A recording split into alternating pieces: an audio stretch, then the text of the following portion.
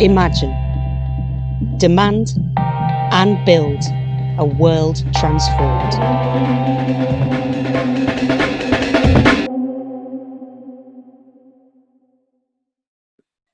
So many of us working in the arts have been trying to grapple with what seems to be a discrepancy at the moment between the way that arts institutions have responded publicly to the BLM movement and their actions behind closed doors during the COVID lockdown.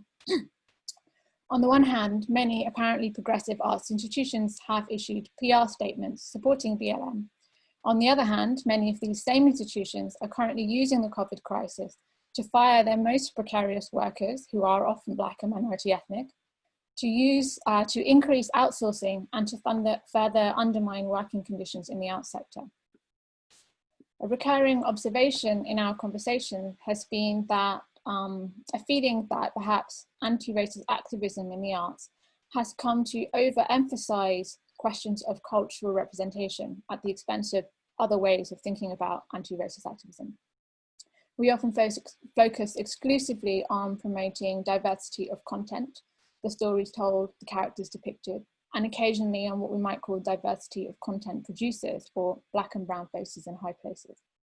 And this focus on representational diversity seems to have left many of us with an inadequate understanding of how racism functions at deep levels in our workplace, through wage disparities, through entrenched inequalities in access to education, housing, and childcare, and other material barriers to access and participation in the arts, which is to say, how racism functions structurally.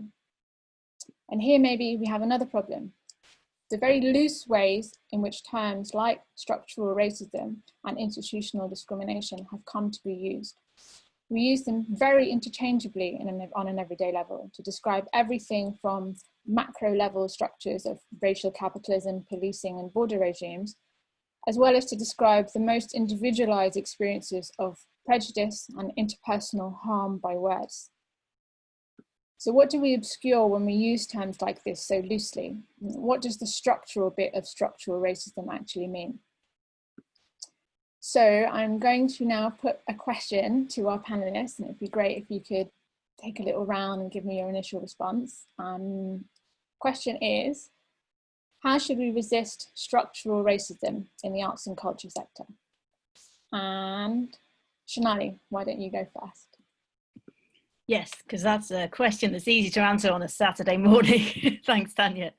But thank you for that provocation. And I think it's a really important one because I think many of us, if not all of us, are very aware that the conversation about race and racism in the UK is very poor.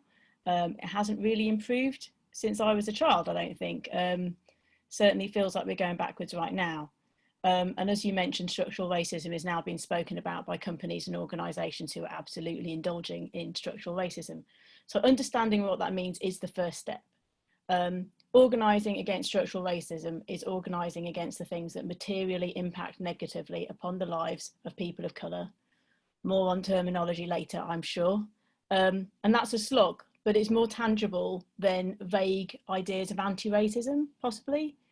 So organising against structural racism in our sector and in every sector is recognising that redundancies in our sector, like in every other sector, are disproportionately falling upon working class people of colour, and that particularly in our sector, barriers to participation in arts and culture by people of colour is in danger of worsening. So immediately, we need to join our unions, and but we also need to recognise ourselves as artists, that we are precarious workers and that we have solidarity and should have solidarity with other precarious workers. And I think that those things are a starting point, and those things I think are happening. And I think there's something that we need to be really aware of and continue to work on now. Brilliant, thank you, Sonali. Chardine, would you like to jump in?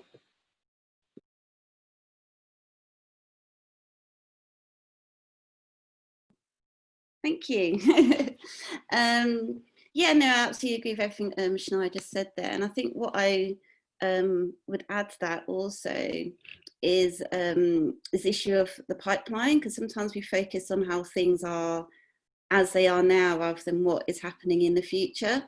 So it's sort of going right back to schools, secondary school, art school particularly, like how people are taught what it means to actually be an artist and what's expected of them, and that whole sort of figure of the poverty artist, the flaneur, the person who just has all of this time to sort of make work, which isn't the reality for a lot of working class people, and particularly people of colour. So we need to sort of break down the very sort of notion of what an artist is and what it means to work in the arts, I think. And this extends to things like pay, how much people are paid for their work. I think there are, I don't know what the average figures are, but I remember hearing something like, you know, say like a woman of colour, if she's saying a piece of painting or a photograph or a bit of work, is often paid like 50% of what a white male artist's work is worth. So when you're talking in terms of like the art market, which even though most of us probably work in the kind of publicly funded sector, it still relies on who they are going to exhibit, who they're going to employ, still relies on very much on what the art market itself is doing, and it references itself against that.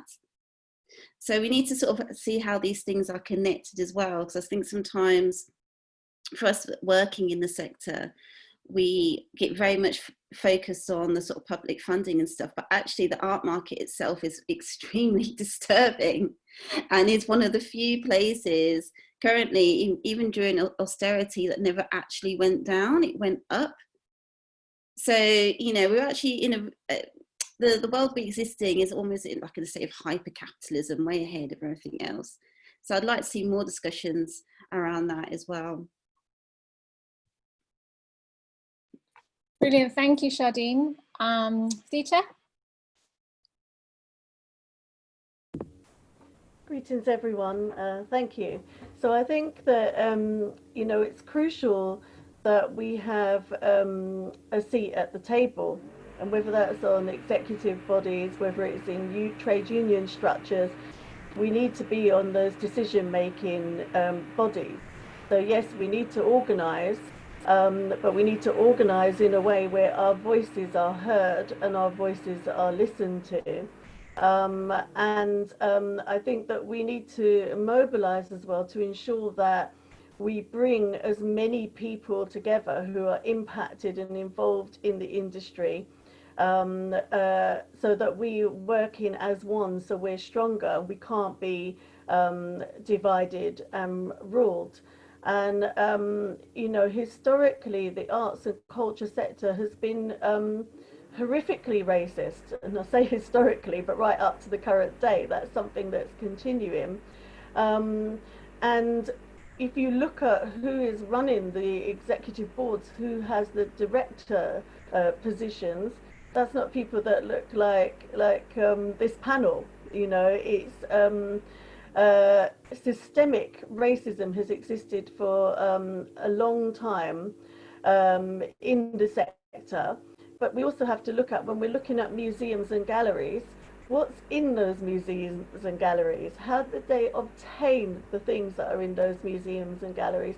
And what kind of message is that sending, you know, to the public and to anybody who would want to work in the industry? You know, I founded the Roots Culture Identity Art Exhibition and Collective to provide a platform for young black artists, and I use black in its broadest political sense, as we do in the trade union movement widely. So people of colour, BAME, which is a phrase I don't like, but it's one that people are familiar with, however you want to describe, because of the fact that young black people are facing discrimination because of age, because of race in the sector, so they don't even get, you know, to enter through those doors, let alone platform their work and exhibit their art. And I think we have to address the issue of trying to typecast what a black artist is, what kind of art we can produce. You know, because on one hand we're told if our art represents our culture and identity, then it's something that needs to be pigeonholed and parked over there, and perhaps it can come out during Black History Month in a tokenistic way. Or we're told our art is too black, we need to become more mainstream. Actually, it's not for other people to dictate what we produce and how we produce art and what type of art we produce. It's for us to decide that, and whether if it does identify with our culture and our experience, that's up to us. If it doesn't, that's also up to us. But it's not for somebody else to decide whether our art is valid or relevant. And that's a part of that system of racism that exists, that other people are trying to dictate what we can produce and how we can share our art and who the right audience is for our art. And that's not unacceptable, and we need to challenge that outright, I think. Thank you, Zita. I wanted to ask you something a bit more about the kind of historical context for this conversation. You're an extremely experienced trade unionist, and you've organised extensively with PCS and the Artists Union. And I wondered if you could tell us a little bit about this experience of organising within trade unions in the arts and culture sector, and any changes that you've observed over the last decade, particularly around the way that anti-racist activism in trade unions works. Okay. So Artists Union England is a new union, is a very young union. It's only a few years old, whereas PCS is, is a long time established union that's actually formed from other unions and over the years. So in PCS, we've always had black structures, for example, and all the other equality structures. So we have systems and processes in place for many years to try and address underrepresentation, discrimination, barriers to participation in our structure, as well as in terms of what we do in negotiating with employers and addressing the discrimination we face in employers. And we've got a strong track record in PCS of campaigning more widely against racism in wider society and globally, not just in the UK. Artists Union England is a newer union, as I said, but we have black people in positions of leadership in our union, and always have done since we were established. And we've made fighting racism and standing up to racism a key part of our work. And so, for example, at the Trade Union Congress next week, one of our 2 motions is on Black Lives Matter, challenging racism in wider society and in the workplace, and the disproportionate impacts on race grounds of coronavirus. I think, what I've seen evolved is that from the time PCS was established, is that those structures have grown stronger, our voices have grown stronger, and we are in more decision-making positions and leadership positions. And in the culture sector in PCS, we've always had a culture sector, so we represent members largely who are working in the public sector, but also some privatised areas, and including museums and galleries, national museums and galleries across the UK. And a lot of people will be aware that there are a number of disputes going on because of the fact that redundancies, people have been targeted for redundancies because of COVID in museums and galleries. And our membership base is very much a migrant membership base in that sector. And some of that is because of discrimination and privatisation. So lots of areas have been outsourced. You're ending up with people on lots of different terms and conditions, and actually disproportionately that's black and migrant workers that are on the worst terms and conditions and more likely to be working precariously. And facing discrimination as a result and disproportionate impacts. And so in our culture sector, we have a black network that's developed. We have quite a lot of black activists coming forward and leading the campaigns that we're running against all those attacks that our workers are facing, our members are facing. And in Artists Union England, our members, we have to organise in a different way actually than traditional unions, because the majority of our members are self-employed, so they're not all working for employers, although they may have to have another job as well as their job as an artist to make ends meet, and that's likely to be precarious work. So we're very conscious of the fact that race is a major issue in terms of the discrimination our members face and that we have to tackle that, and that they're working within institutions and a sector that is institutionally and systemically racist. So I think that, we're seeing lots of movements and smaller, more independent unions coming forward that are led and run, by Black and migrant workers, leading the way and leading really good, strong campaigns. And actually, the more visible we are, the more that empowers other people that look like us to come forward and get involved, and that's important. And actually, the struggle against racism must be led by the people that face racism. Yes, we need allies, and we need people to stand shoulder to shoulder with us, but it can't be for other people to talk on our behalf. There should be nothing about us without us. Brilliant, thank you, Zita. What a fantastic overview of your work and the kind of current situation. I'm glad that you mentioned the emergence of new grassroots unions that are working with precarious workers. I think it's starting to have, I've noticed this, a lot of people who weren't in the art sector, who weren't really engaging with union politics, have joined groups like UVW, Design and Culture Workers Section, and they're doing really fantastic work. Chardine, I wondered if you could talk a little bit about, so like many people, I first encountered you through Twitter, where you are a very incisive and very witty critic of the rise of influencer activism and the kind of neoliberal politics that come with that. And I think this is in part the subject of the book that you're writing. So I wondered if you could talk a little bit more about this, because you have called this, I'm going to quote you, the Black Consultancy Industrial Complex, or what we might call the neoliberalization of anti-racism. And yeah, it'd be great if you could talk a little bit more about your thoughts around that, and perhaps how that might be shifting a little bit with as cracks are emerging due to the COVID crisis. And actually there is a kind of re-engaging with a more material politics of anti-racism and re-engaging with trade unions in the arts and culture sector.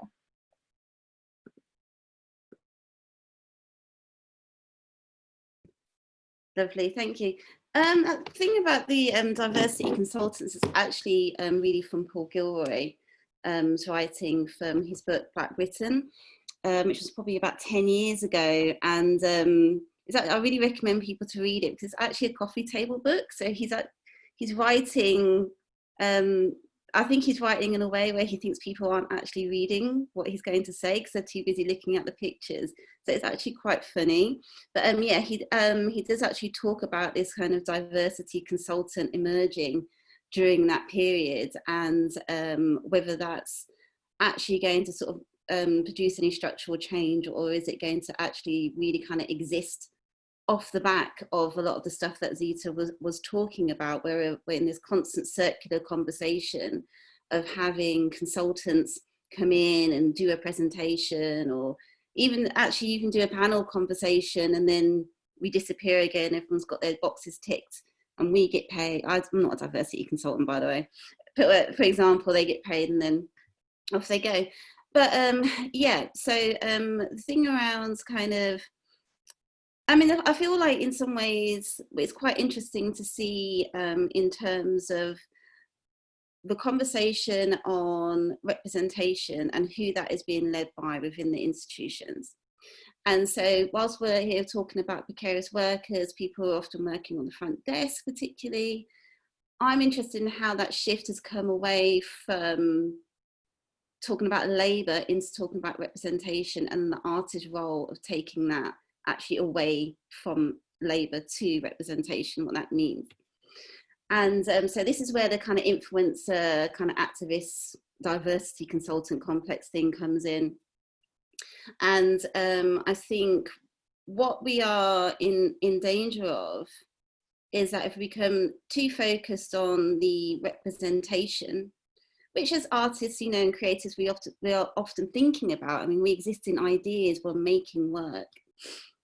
But I feel like it becomes a sort of self-serving exercise where we end up relying on the system actually being racist for us to exist to talk about it being racist.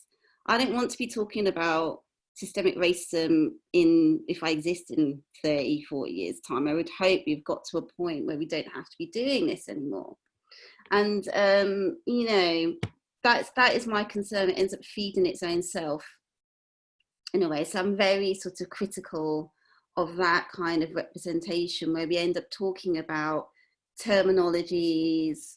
I recently saw there was some workshops that were going on where they were discussing about dropping BAME instead of this, and it's like, okay, that's fine for WhatsApp chat, but like, really, you know, what's that going to do in terms of how do we organise as a group? There's serious issues around funding cuts and who gets funded, and the first thing we want to be talking about is whether we're going to be talking about BAME or what we call ourselves. I don't actually care. And I think we really need to kind of move beyond that, because it's becoming a distraction. And what do we achieve from that? And if we look back into, you know, how we actually ended up with even a Black or BAME or whatever you want to call it sector in the first place, where we have groups like Talawar Theatre and all these amazing places which are now struggling, actually, that came out of a movement of people who are actually working together. And I want to see more of that happening now. And at the moment, we're talking in a very individualized way, which is, you know, something which I think those of us in the arts, because we're forced to think that way because of the way we are paid, and we're forced to be in competition with each other on those things, we need to kind of move away from that and start working more in collectives, working more and thinking more collectively in our struggle. Brilliant, thank you, Chardine. Completely agree with you wholeheartedly. And Sonali, actually, I wondered if you could jump in there, because you know, as a playwright, although theatre obviously is a kind of collective making process, but playwriting is particularly can be quite isolating experience. Yeah, so I wondered if you had any thoughts about like this issue of the isolated and atomized ways in which many of us work in the arts, and that along with our increasingly precarious working conditions, and how this kind of affects the way that we relate to each other in terms of competition, in terms of insecurity, and feeling that that's around scarcity, for example. How do you think we should do this? How should we resist atomization? How might we try to build a greater sense of collectivity? Thanks, Tanya. Yeah, no, I'd love to talk about that, but I'd also like to just hop on to something what Chardine says, and just to absolutely echo that I do not care whether we're BAME or people of colour or politically Black. I mean, I've grown up with various words. All I want, and I think all we need, is a phrase, is a term that expresses the solidarity and love and connection that people who experience racism must have with one another in order to dismantle white supremacy. And like, absolutely just wanted to echo that and share the frustration as well. But yeah, no, thank you for talking about the slightly atomized and yeah, sort of alienating aspect of playwriting often. It absolutely exposes, I think, a sort of wider tendency towards freelancers being shoved into a certain individualistic mindset. I don't think that's our fault. It's the nature of the creative industries within a sort of capitalist sort of system. We are the product in many ways. We have to exploit our own labour, often to the detriment of other areas of our lives. And our work is precarious, as I mentioned before. We're regularly made to feel grateful for simply being in the creative industries. And I think that if you're a person of colour, if you're working class, if you're a woman, if you're LGBTQ, then all of that it can add to the feeling of your gratitude being sort of like, you know, a greater sense of sort of that being compounded. We're also regularly made there's an unspoken competition between us that obviously compounds that atomization as well. So in terms of like my work's always been political in terms of subject matter, and I've also always been a grassroots activist since I was a teenager, and actually for many years those two things have always occupied separate spheres in my life. As a playwright and as a writer, like for TV and film, there's often, for me, I've often been in that position, but for many of us, we're treated as anthropologists rather than artists because we're people of colour. So there's a really frustrating tendency to view us as being able to shed light on our exotic sort of like worlds. And it's obviously completely that is completely counters why people become artists, and obviously is not how any of us see our work. So there's already sort of like a constant struggle inherent to the work itself, as Zita alluded to, you know, about telling our stories full stop, about having our stories treated as valid. And of course, there is absolutely an inherent importance about our stories being told. And that does sort of go hand in hand with representation, because stories are how we sort of shape our view of the world. But increasingly, I'm starting to sort of look a little bit beyond that and wanting to bring those spheres of my life together. I've been reflecting a lot recently about how I think my activism is always something I've seen as a social duty, as someone who's sort of like been born into a socialist family and has sort of like socialism running through my veins, and that my writing and theatre making is a chance to play. And this week I've been reflecting on this a lot, as obviously, like, devastatingly, David Graeber died this week. And of course, something that he taught us is that play is the ultimate form of liberation, and liberation is inherently political. You know, why do we bother with socialism? We're bothering with socialism because we want to be liberated, and we have to, as Zita talked about, have to liberate ourselves. So I think that what we're thinking about here is the ability to that art offers us, the ability to organise collectively, and also the ability to imagine the future we can build if we do. So I'll put a provocation out here. I'm not sure if this is something that, you know, but what is our role as cultural and arts workers in this era of pandemic and hard right nightmare? How do we find ways to make the process of making our work political? And how do we make our protest liberating, playful, and so I'd argue also easier and more accessible to participate in? Not necessarily the message of our art, but the process of making it. And I don't necessarily have any answers to this, but this is something that I think that we can find some value in reflecting on.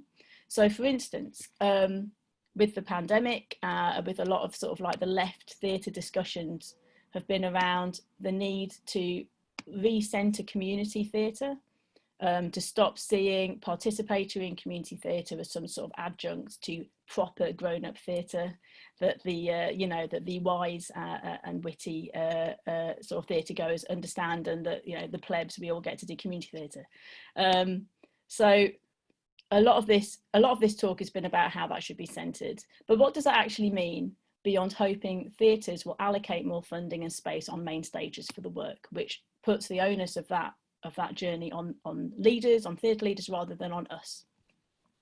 So can the process of making community theatre itself help us learn how to organise? Can we bring arts and politics together?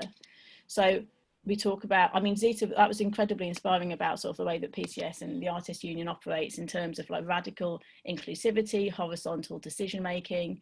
And I'd argue that community theatre making offers us an opportunity to put those things into practice in the process of making our work and our art, that we can learn how to seek consensus, and that all of those things that many of us strive for in our political activism, which is absolutely the hardest thing to do.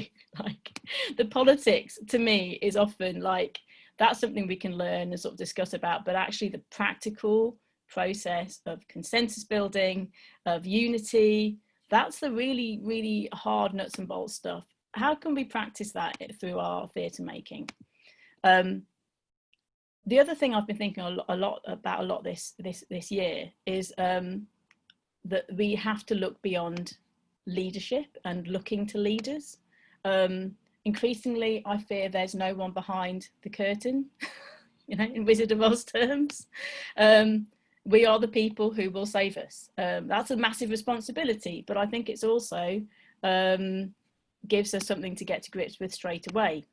So how can we use our work and our organising against the cuts to put in practice the movement building that we need now?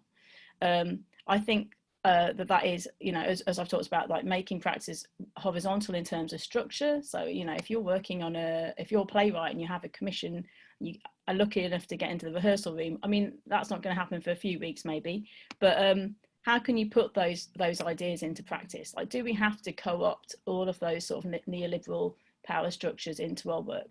Who does it serve? I genuinely have no idea who it serves. And I think that's also about making our work radically accessible, but also making the process of making that work radically accessible. So for instance, the line between my writing and theatre making and my work as a parent are regularly blurred at home, at no time more so than during the lockdown. Like there's no way out of it. But to make theatre accessible to women and carers, that line has to be blurred at every stage of the theatre making process. And that's about radical accessibility.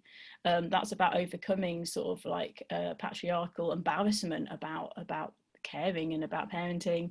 That's about acknowledging that childcare is prohibitively expensive for many people, particularly people who don't have sort of inherited wealth, and who also find extra barriers to being artists anyway. When our youngest was a baby, we have 2 kids. When the youngest was a baby, I was like, I can't take any more time out because we can't afford childcare. And I just started to just take him along to theatre, to rehearsals and to meetings actually. And what I learned was that once you have one baby in the room, it's easier to have more than one baby in the room because actually you've already got babies in the room. And then that becomes something that not only other parents can then, because that space becomes more accessible for them, but you're putting together a model of a different way of working that is more accessible for all of us. So that's sort of like my I guess 4p worth. But I don't have the answers, but I do think absolutely that we're in a time now where our art and our politics have to be intertwined, and not in a way that should feel grueling or should feel like, I think we need to bring the play, as I say, the play into our politics and the politics into our play.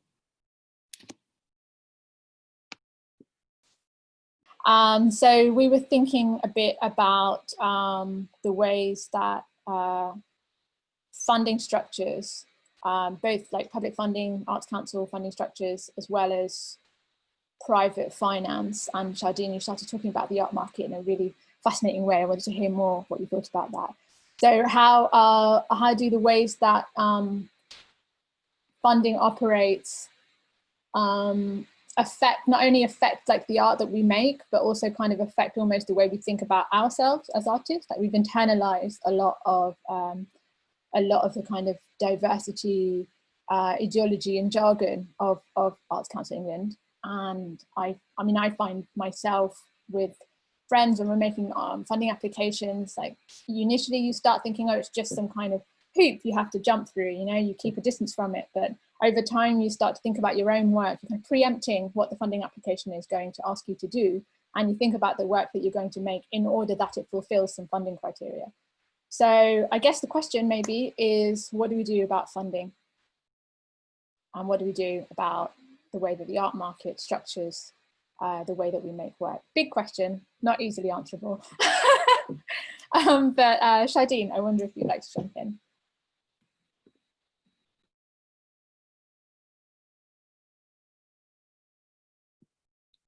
No, why do I always get the hardest questions? Well, I mean, actually, I'm having a really great conversation in the breakout room with Zainab about this, where we're discussing around how things are funded in the UK. And when we're talking about structural issues, I think this goes beyond the Arts Council, actually. I think we're fundamentally thinking about what does Britain as a place think is the right way to support the art sector. And I was saying to Zainab, as a musician, everyone knows the worst places to get paid are Britain and the US, because there's just this culture that we're basically we should be grateful to be seen and be put on the stage, and therefore you'll just get like a packet of crisps or something and like a sleeping bag. Whereas if you go to like Europe, just the very culture of the place, there's more sustainability in terms of the arts. So I think there was actually a government report, maybe it's about 6 years old actually, because I was looking at it when I was doing some research for the book, and it was comparing how sort of the arts and particularly the film sector was funded compared to say like France or Belgium or something like that. And I think in France, like a certain percentage of each cinema ticket goes back into the French film industry. So it's supporting itself. And then off the back of that, then there's an understanding that we need to actually support those artists in a way that's actually sustainable, so people can actually have a, you know, a decent living wage.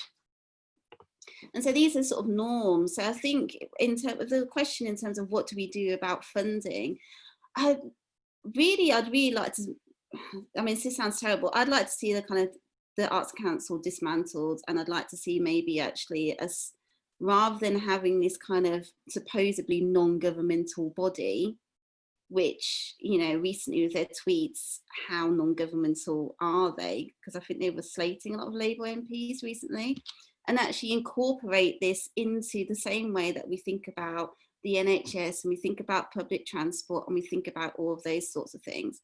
That's where we need to, that's how we need to be thinking about arts and culture in this country, because it is an essential service. What we do here is essential. And we know that because you're constantly getting those things about, you know, the creative industry has contributed this, that GDP to, you know, the British economy. It is an essential service. So even from a kind of, if you want to go into like a kind of neoliberal perspective, because we are dealing with a Tory government, it creates wealth in this country. We might not be getting it, someone's getting it, maybe the, you know, the music director at the National Opera is getting it, but, you know, we need to be thinking about it in that way. So that's what I would like us to see, to really kind of challenge the whole idea of funding in the first place into something that actually is just employment. You know, this is a form of labour that we're doing here. Being a musician is a form of labour. It's not something else. So that's my answer to that. In terms of the kind of arts market, I mean, somebody out there has probably got a much better idea of how this actually works. But I would definitely recommend, there's a really good documentary on the BBC called The Banker's Guide to Art, which is, I would really recommend people watch that. And that's where I was talking about in terms of like how the art market works and how it's one of the sort of only sort of kind of markets that actually doesn't seem to be affected by austerity, because it's like kind of it sort of self-perpetuates itself in terms of how it values things. So I'd recommend people watch that. Oh, someone's already put it in the group, thank you. The group chat. Brilliant, thank you. Zita, Sonali, do you want to respond to that? Please feel free to jump in. Okay. Yeah, I agree with the points that Chardine has made. And I think we have to look at who is making the decision making with this arts funding. Who has decided what's worthy, what's valid, and you know, who is entitled to funding. I think the whole funding process is like complex and difficult for the majority of people. The fact that it's restricted by criteria, it's actually then dictating what kind of art you create and what kind of art project you do, rather than you being able to do what you want to do and getting some financial support to do it. And artists don't become artists, whatever genre of art they're in, because they want to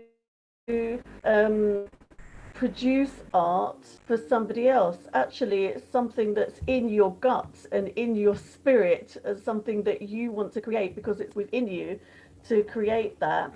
And the more and more you have to comply with what society thinks is acceptable, what funding streams say you need to meet their criteria, the more and more it's taking away that creativity and that free thinking. And actually, I think it's limiting and stunting creativity. It's not actually enhancing or encouraging creativity. It's doing the complete opposite. But setting funding aside, what I'm really concerned about, and actually, you know, it's a key part of being a trade unionist in the arts, is that people are paid for what they do. You know, and actually there are too many people out there trying to exploit artists, to renege on contracts. As Artists Union England, some of my colleagues, our representatives are here in this meeting, and we spend our time dealing with people who basically had some kind of contract of work, which may have been more informal than a written contract, and then companies renege on that. And obviously coronavirus has made that even worse, because everything has literally been cancelled, but it happened even before the coronavirus pandemic. And it's an exploitation of artists. There's this concept that because you love the art you create, then you can live off thin air. You don't need to eat, you don't need to put a roof over your head, and you can come and do it for free, or it's for a good cause, or it's for this or it's for that, and so you should just come and give of your time. So this concept that exists in the UK, that creating art and producing art and delivering art is not work, and the people that are doing it are not employees and not workers who should be paid. You wouldn't say to a cleaner, come and clean my office, but you love cleaning, you're really good at it, why don't you do it for free?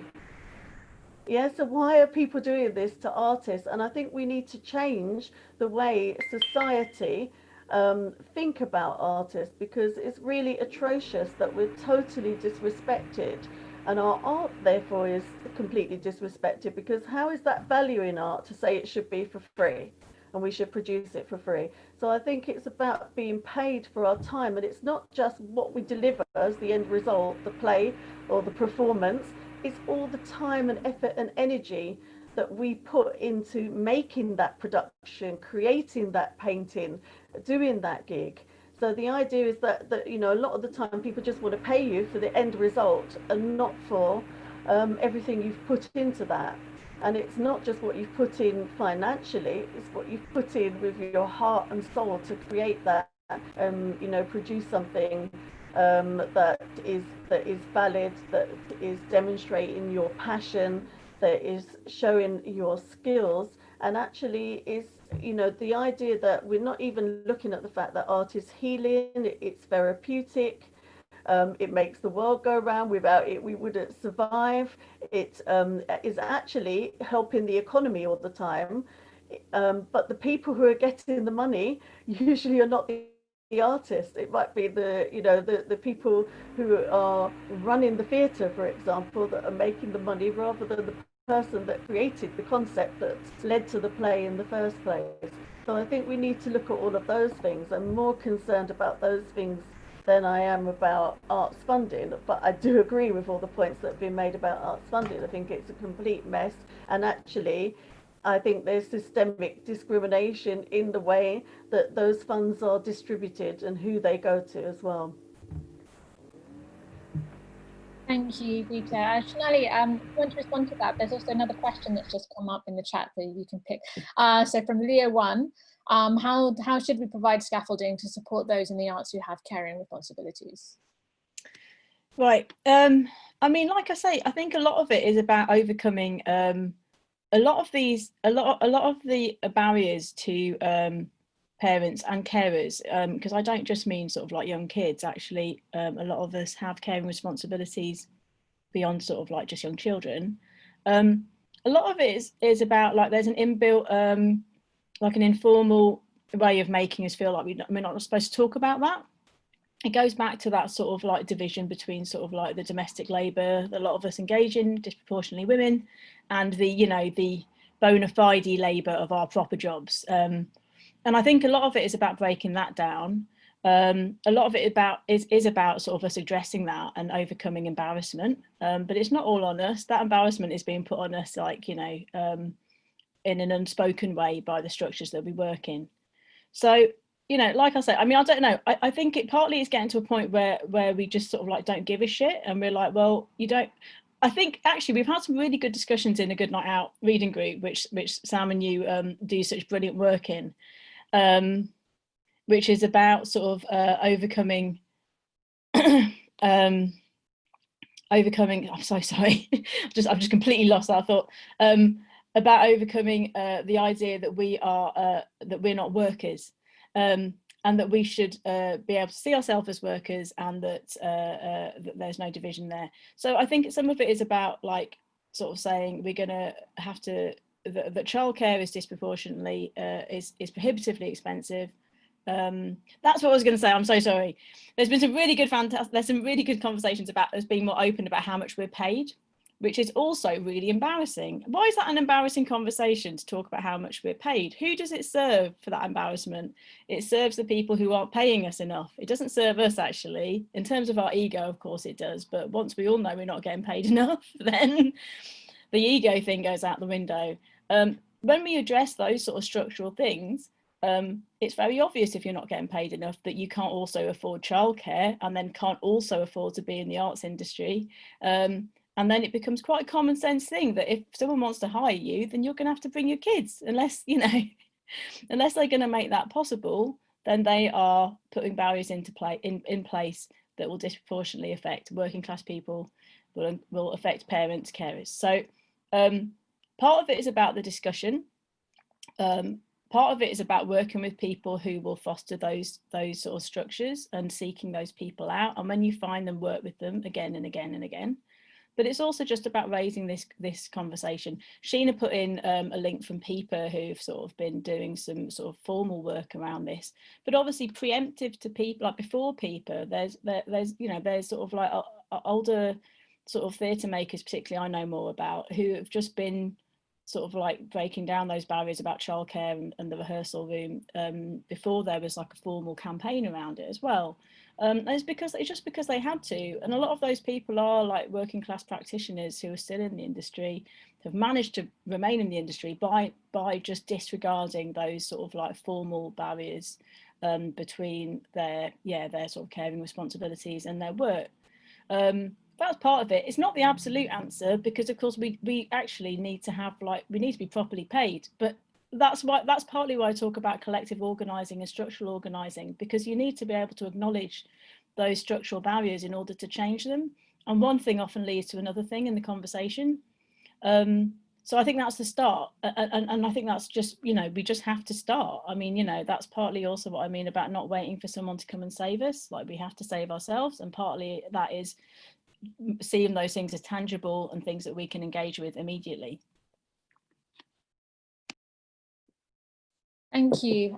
It's really interesting you're talking about embarrassment around speaking about certain subjects, and it made me think about the fact that actually maybe this is something that we have usefully to contribute as artists, which is sensitivity to emotional experience.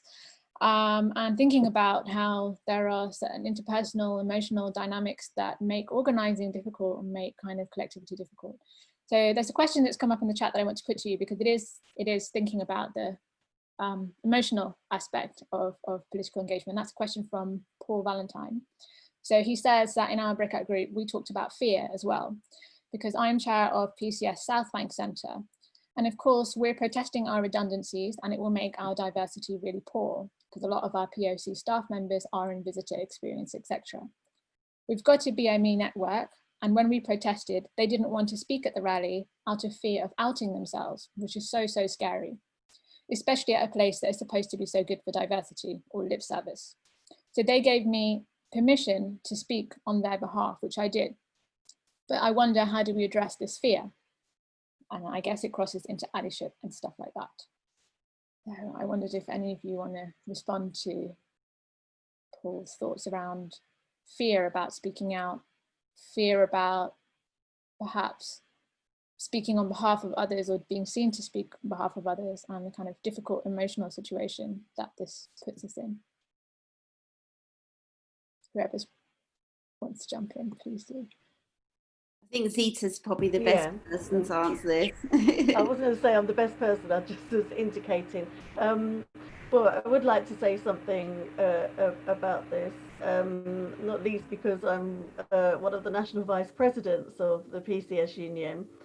And we have really strong black structures. Oh my gosh, one of my phones is going. Sorry, I thought it was on silent.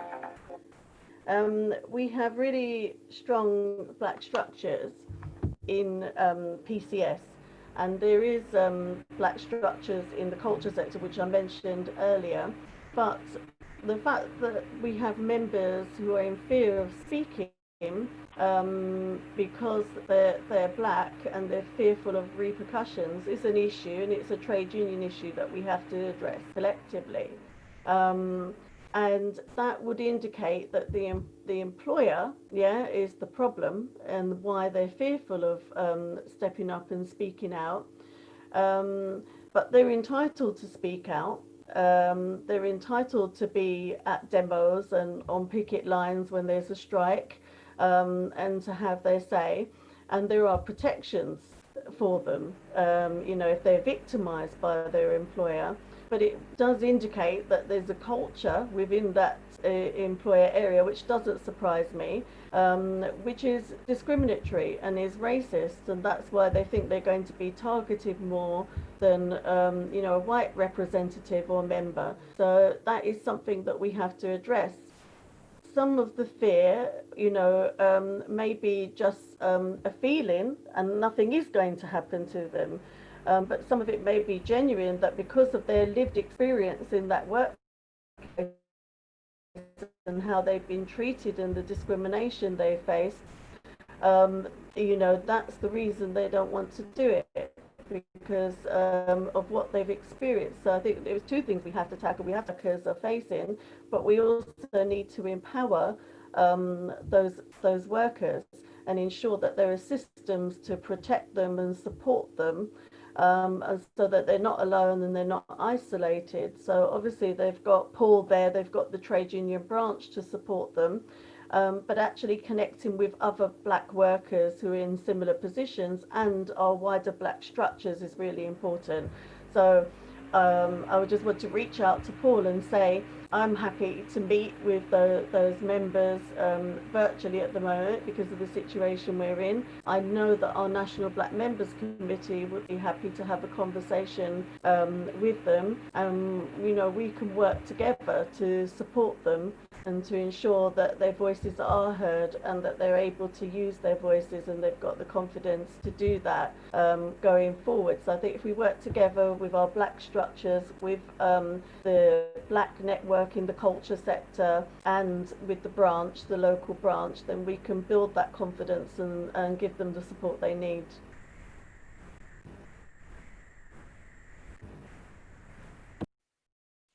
Thank you, Zita. I'm going to pick another question from here. So, okay, so question from Lottie Stables. How do we handle and address audience racism? A point was raised about fan culture in our group. For example, anger around John Boyega speaking out on Black Lives Matter in Star Wars fandom, especially in a marketized arts and culture sector. But this is also related to the idea that a lot of media we consume is quite passive and there's not a space for dialogue. So how do we handle and address audience racism? How do we handle? I mean, it's just quite, actually, do you know what? Because I'm at the Musicians Union, and obviously, the Rule Britannia thing has been kicking off, which is something that we've had to deal with, because particularly, a lot of our black musicians who are classical musicians often play there.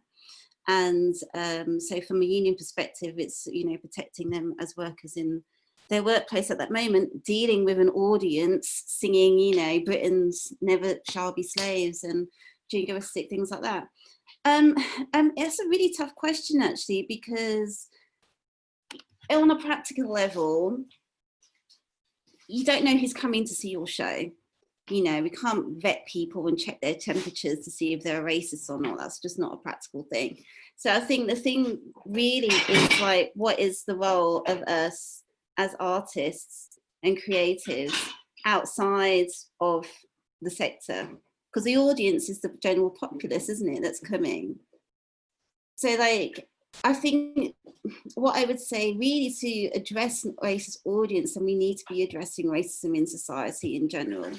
And I think as artists, we have a very particular role in being able to do that.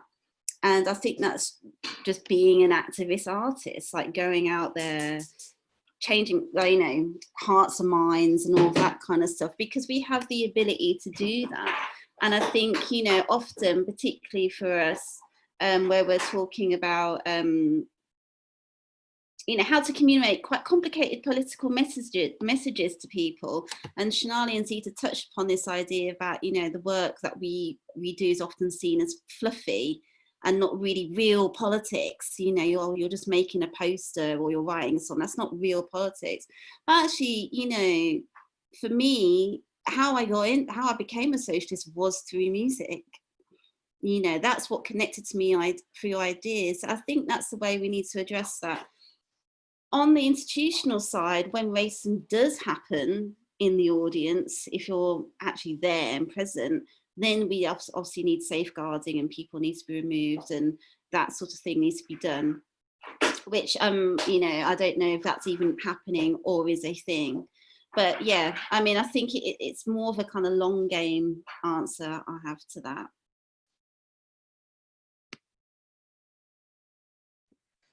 Sonali, Zita, do you have any final thoughts? Sonali, go ahead. Yeah, someone's put, Max has put a very pertinent point in the chat there, actually, that the interconnection between sort of the culture wars and what we do as cultural workers is something that we actually probably need to be really live to, because obviously our work is open to sort of being co-opted or manipulated or exploited by alt-right techniques, which we know are absolutely targeting sort of divisiveness around culture wars right now. So I think that's something to really bear in mind, beyond sort of like a straightforward response to audience racists.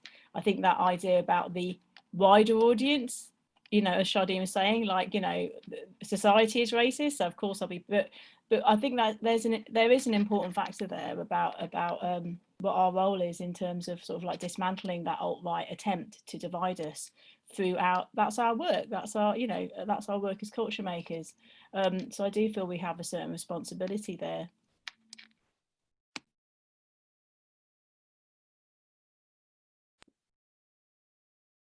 I'm getting that. Oh, sorry, Zita, no, go ahead, please. Okay. Yeah, so I think if we're talking about a physical audience, I would just say zero tolerance, they're out. Yeah. And I know there's this idea that actually we should engage with people and have a conversation with them. No, not in that scenario. We shouldn't be. They just need to be out. It sends a strong message that it's not, racism is not going to be tolerated. But actually, when I'm doing trade union events, or actually at the beginning of this event, there was a statement, wasn't there, about what kind of behaviour would be tolerated or not. So actually having those messages physically in concert halls or art centres or whatever about what will be tolerated or not, I think is useful to have those messages up and to actually state those messages. And you don't necessarily do that at the beginning of a play, for example, in the way you would a public meeting. So I think having those messages is positive and a strong way of reiterating that racism won't be tolerated. But of course, we're especially now talking about virtual audiences, and of course, if you're streaming something online or it's an event like this, you know, you're talking about virtual audiences, so, and not audiences you necessarily see, but they're the audiences that then start trolling and attacking people and targeting them. And and I think that we have to speak out about those things, and we need to tackle them head on, because otherwise it's the person that's being targeted on the receiving end that's having to battle that by themselves. It can be traumatizing and frightening. And I know, because I've experienced firsthand physical and online stalking and misogyny and, you know, racism, that if you don't tackle it in a collective way, and we don't send out strong messages that this is not going to be tolerated, and we have to actually target the people that own the platforms. You know, when we're talking about social media, Twitter and Facebook, all those things that happen on those are really horrific. Harassment that happens, we do need to be engaging with those organisations that hold the platforms and hold the power, because they shouldn't be tolerating that. But this idea that, you're an actor and you act and that's okay, using the example of John Boyega, but you can't speak out about your lived experience. Was he not a black person before he was an actor and therefore has lived experience of racism? So this idea that just stick to what you know, you're an actor, just stick to acting. Well, actually, no, you were born a black person, so you've lived with racism your whole life.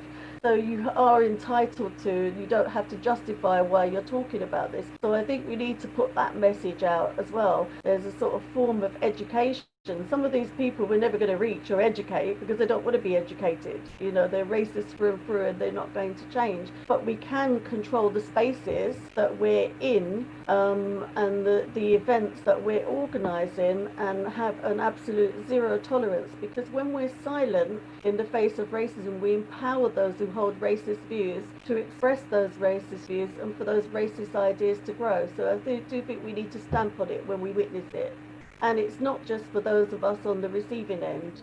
You can't just be silent and stand on the sides and watch what's happening to somebody else, then call yourself an anti-racist. You have to be for race equality. And that means sometimes you have to have difficult conversations and call out your own family and people in your own community and circles when you see it happening as well. Thank you so much, Zita. I would love to carry on talking with all of you for another hour and a half, but unfortunately we're going to have to wrap up now because there's going to be another session very soon. So just want to say thank you so much, Zita Holbourne, Chardine Taylor-Stone and Sonali Bhattacharya, sorry. Yeah, I think Sam's going to say a few words about sessions that are coming up later today. Thank you to our panel and thank you to our audience and fantastic breakout room. View the full TWT20 programme and become a supporter today to help us deliver political education all year round at theworldtransformed.org.